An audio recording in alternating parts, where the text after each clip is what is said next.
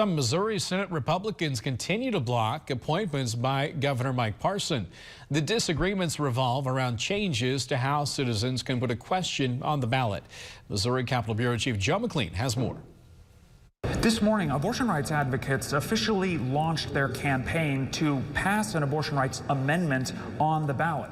Well, that's seemingly what motivated Republican senators to fast forward their plans to make that process more difficult. Senators to have input into the process. Right, well, you're cutting them out. No, we're not. You're saying, I'm going to move this ahead of everything else. A priority doesn't mean that nothing else matters. Not at all. On Thursday, a divide was on full display between Senate Republican leaders and a faction of members branded as the Freedom Caucus. At times, it got personal. You just want to be governor.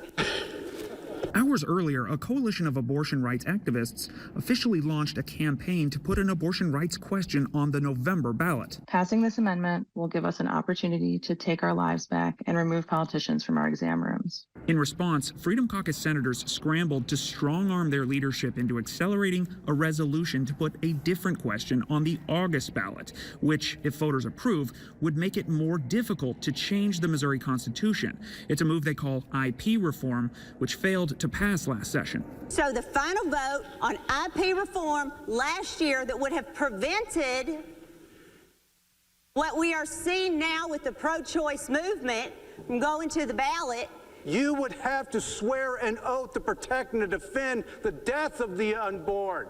That's why this is imperative. That's why this is important. Senate President Caleb Rowden said he'd refer that resolution first thing Monday, but that didn't satisfy the Freedom Caucus members.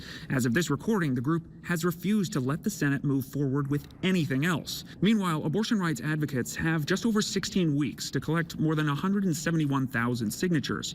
If the question goes on the ballot, it would take 50% of voters approving to officially amend the Constitution.